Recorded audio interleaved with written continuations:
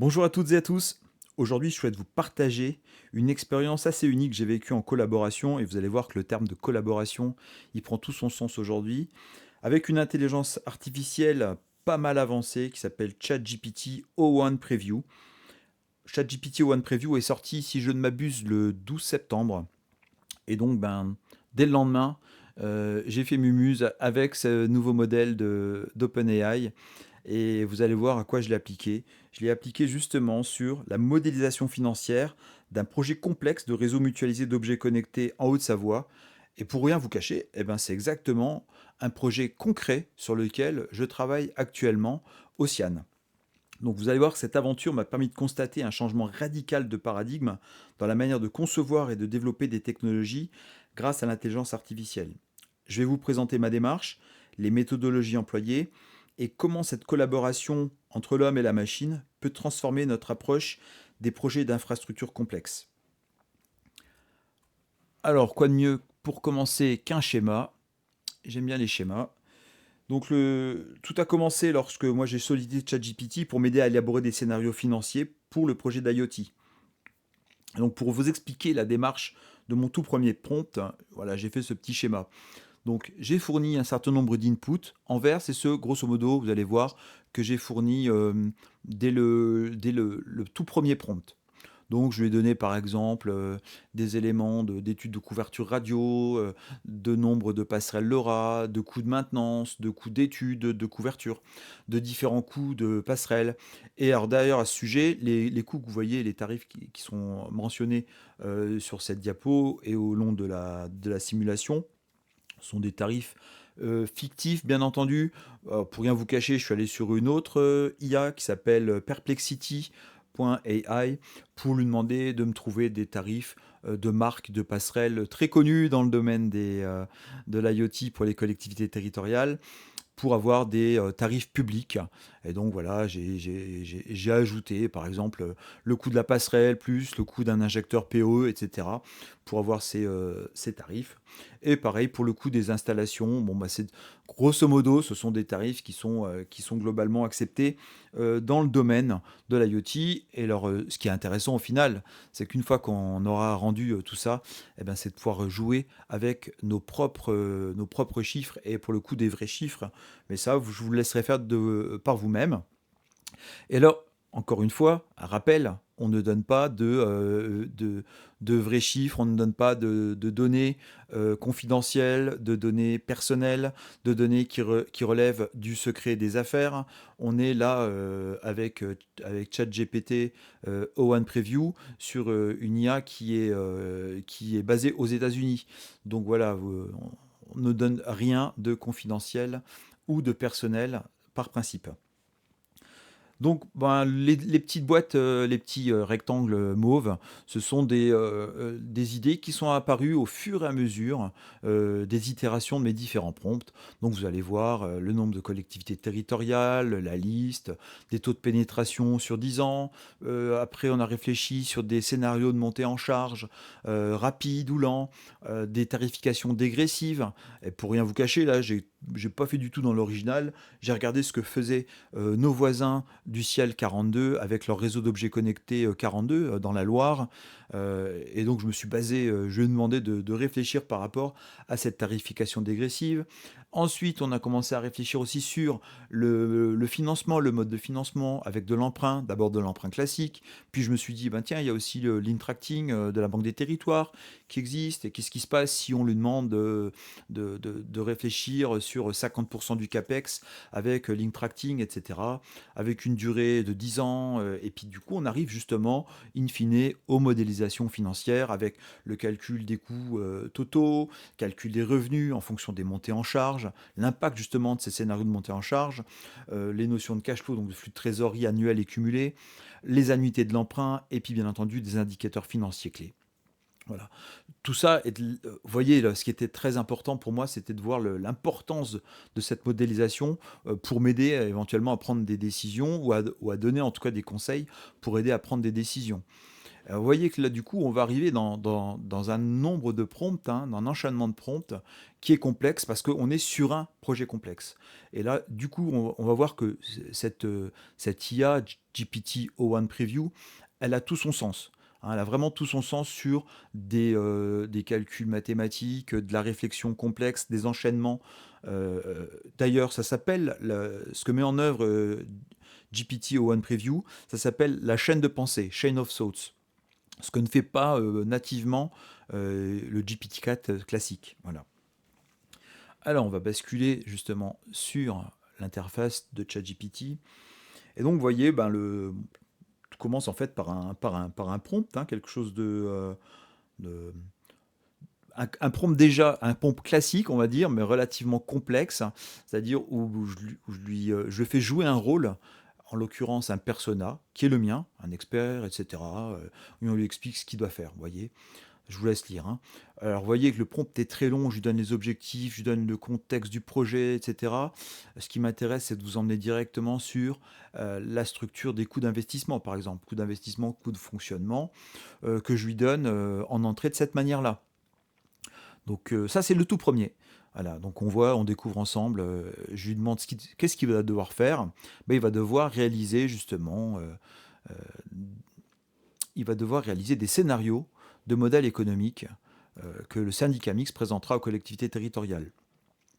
Au début, voilà, j'étais parti aussi sur une tarification différenciée pendant notre expérimentation ou pour un passage à l'échelle. Et au départ, on voit que j'étais sur un prix fixe. Hein, je n'avais pas encore intégré cette dégressivité du ROC 42. Je lui explique de quoi il s'agit, je donne vraiment beaucoup de contexte, ce que je souhaite faire, des scénarios économiques pour l'expé, pour le passage à l'échelle. Je lui donne aussi des nombres de logements des EPCI, euh, partant du principe que le nombre de logements correspond grosso modo au nombre de compteurs d'eau, hein, et pour avoir aussi un gros volume d'entrée de jeu sur cette simulation. Au passage, comment j'ai fait pour avoir ces données? Ça me permet de faire un coucou et un grand merci à mon ancien associé, Ossine Benbid, donc qui est directeur de Big Geodata. Alors, qu'est-ce qu'Ossine a réalisé? Ça, c'est quand même une belle fierté qu'il peut avoir. C'est un entrepôt de données à partir d'une multitude de sources de données ouvertes, d'open data. Son entrepôt de données aujourd'hui contient plus de 150 cubes de données. On est à vue de nez, à peu près sur 1200-1300 indicateurs, mais à toutes les granularités de territoire, c'est-à-dire des EPCI, des découpages administratifs. Je vous laisse découvrir à gauche, hein, des aires d'attraction, des aires urbaines, des zones d'emploi, des SCOT, des pays, etc. Et ça pour une granularité aussi, une temporalité énorme. Et donc moi, j'ai juste récupéré le nombre de logements en 2021, pardon, justement pour avoir des chiffres grosso modo approchant de l'ensemble des compteurs d'eau potable de notre département. Donc voilà, laisse découvrir tout ça.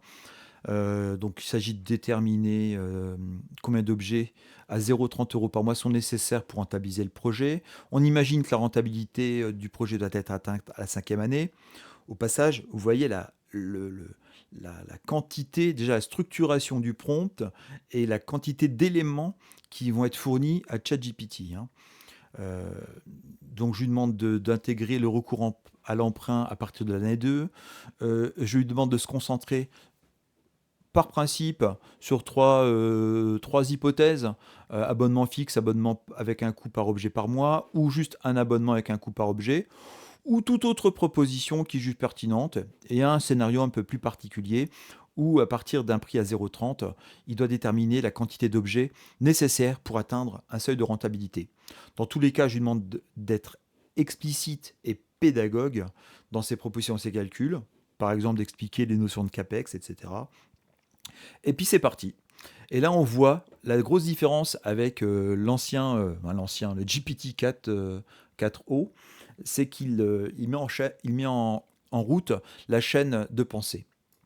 Si on déroule, Voilà, on voit les différentes chaînes de pensée, comprendre le contexte, les idées centrales, la feuille de route, l'analyse des besoins, l'étude, l'évaluation de la rentabilité, proposer une augmentation progressive, explorer le financement, évaluation des différentes options, élaborer les plans, proposer des modèles économiques, éclaircir les modèles, analyser les scénarios, calculer les coûts. Ça lui prend 18 secondes. Et c'est parti dans sa réponse.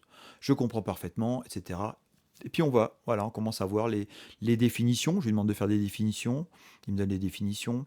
Il me fait les hypothèses de base, durée du projet, projection 10 ans, etc. Les différents coûts cibles par objet, l'estimation des coûts d'investissement, l'achat des passerelles, l'installation des passerelles, le LNS, les licences du LNS, etc.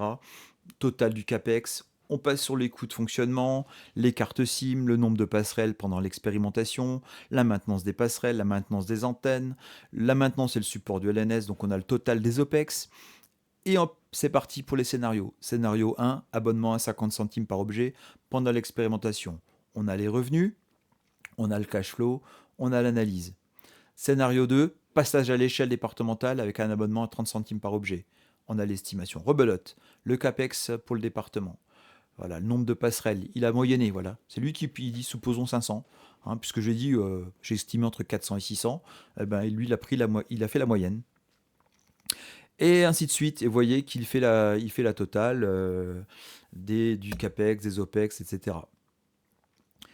Et on a l'analyse des données de l'INSEE, donc le nombre de logements. Si chaque logement est équipé d'un compteur d'eau connecté, le potentiel est de 510 000 objets. Conclusion, voilà, paf. On a la proposition d'accroissement progressif du nombre d'objets. Il fait des tableaux. Il intègre le financement par emprunt. Je vais dérouler un petit peu. On a les revenus à partir de l'année 2, etc. Les propositions de modèles de tarification, etc., etc. Et puis vous allez voir, donc il fait une conclusion. Moi, je lui demande de générer des tableaux pédagogiques qui récapitulent précisément tous ces scénarios. Et voilà, il va générer des tableaux pédagogiques. Les paramètres généraux, le CAPEX et l'OPEX, les phases d'expérimentation, l'OPEX, les revenus et les flux de trésorerie, le passage à l'échelle départementale, les coûts de fonctionnement, le calcul du nombre d'objets, le potentiel total d'objets, la projection sur 10 ans avec emprunt. Là, il est fait de façon assez... et au fur et à mesure, j'ai vraiment fait varier le nombre d'objets. Je lui ai demandé des choses beaucoup plus réalistes. Vous allez voir. La formule de l'annuité constante pour le calcul de l'emprunt. Un tableau de projection financière. L'interprétation, etc. Le scénario pour atteindre la rentabilité en année 5. Rentabilité atteinte en année 4, etc. Je vous laisse découvrir un petit peu. Vous pourrez faire des pauses et regarder un peu la qualité des réponses qui est proposée. Et donc là, c'est là où on voit qu'il commence à me proposer des choses, des paliers qui ne me convenaient pas. Je me suis dit, bon, en fait, on va lui demander carrément les paliers. On va lui proposer les paliers du ROC 42.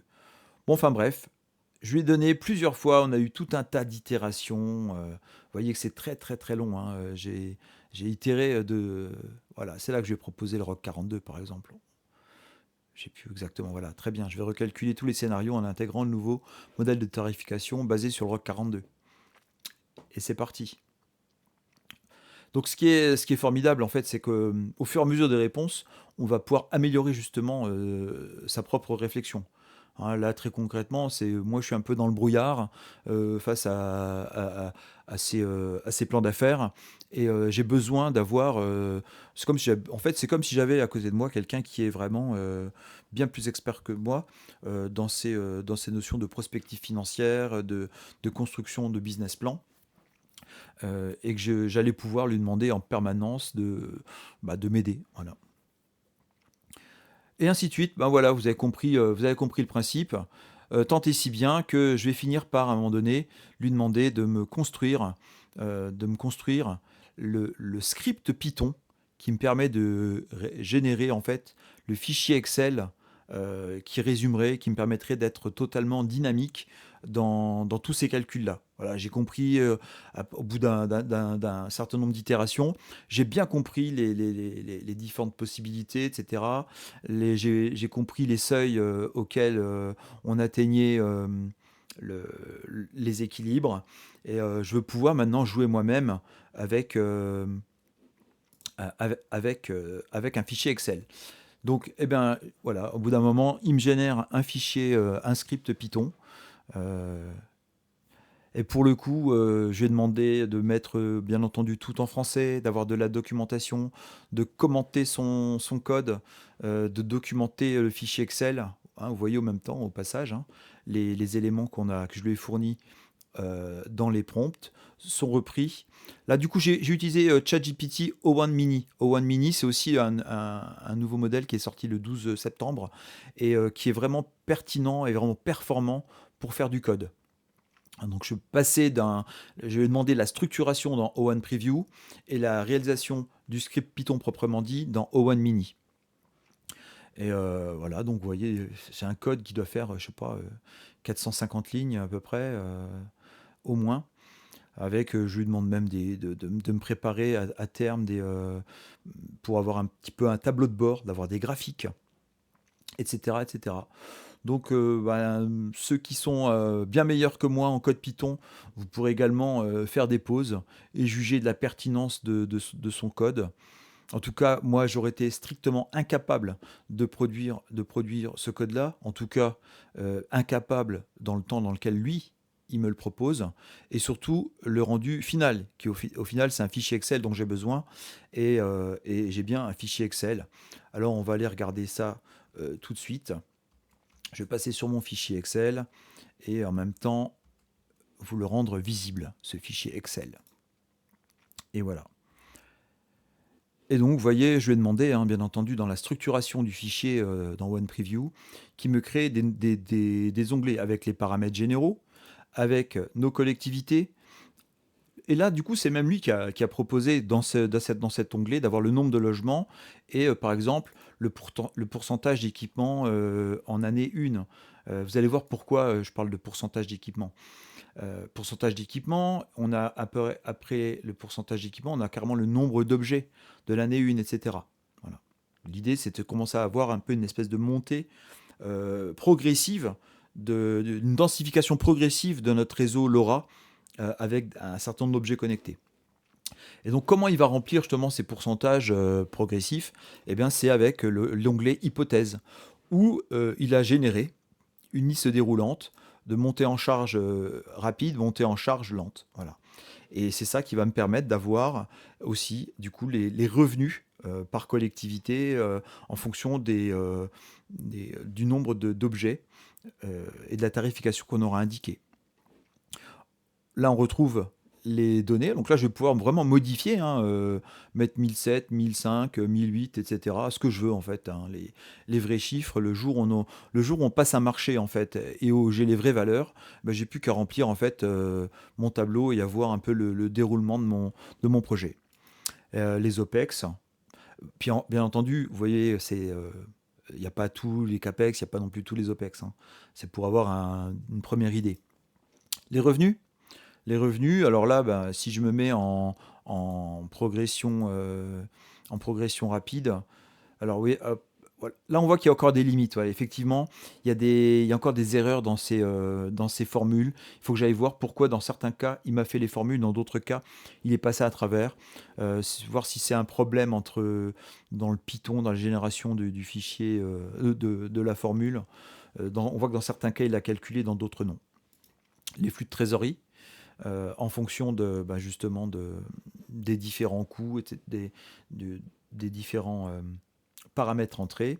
Le bilan, bon, pour l'instant, n'est pas renseigné. Le tableau de bord, où j'aurai le nombre total d'objets connectés par année, le taux de pénétration moyen. Hein, on voit que je commence aussi à lui faire préparer ces éléments-là.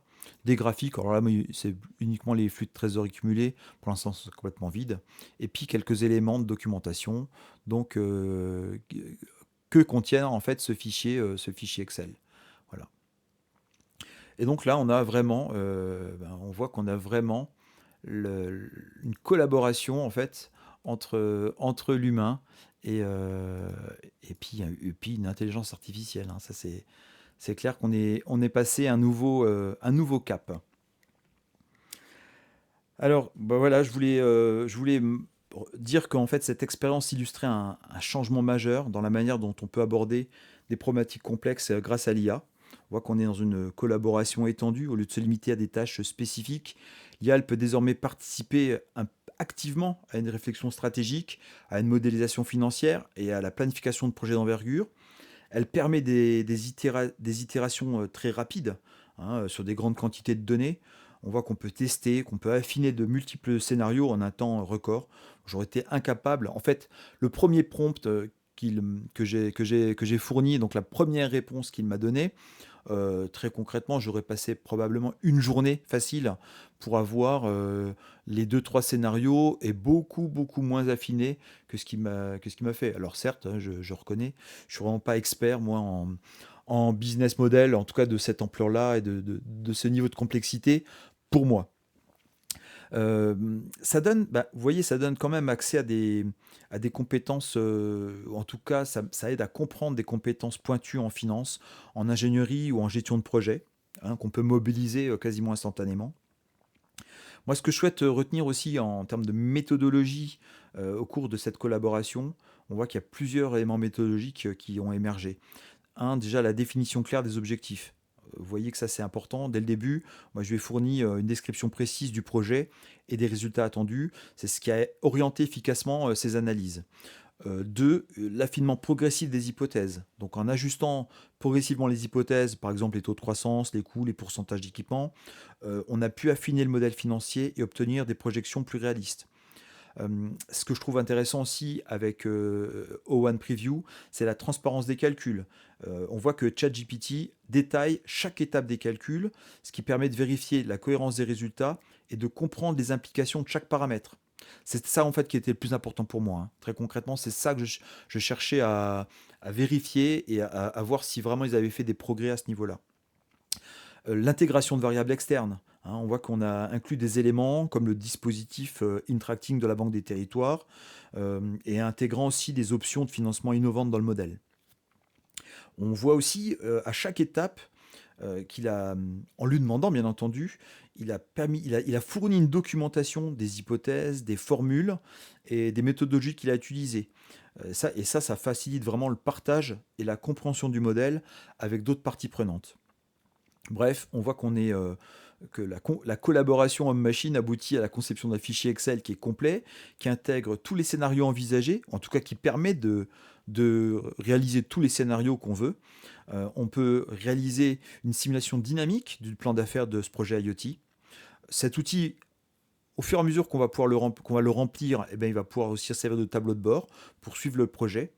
Du coup, ça va offrir vraiment une vision multivariée et adaptable en fonction des évolutions du contexte.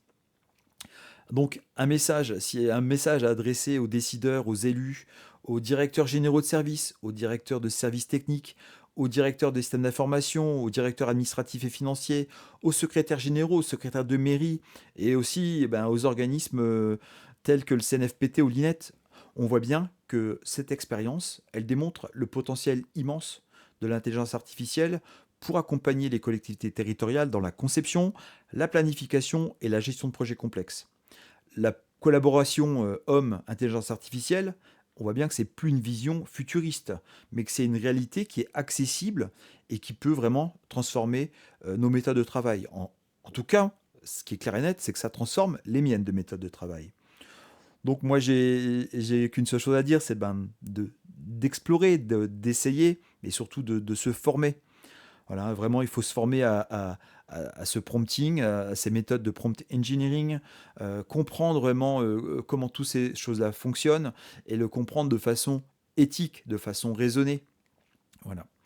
Donc, je tiens à remercier ChatGPT O1 Preview, hein, pour cette collaboration qui a été vraiment fructueuse et qui ouvre la voie de nouvelles manières de concevoir et de réaliser des projets innovants au service de nos territoires.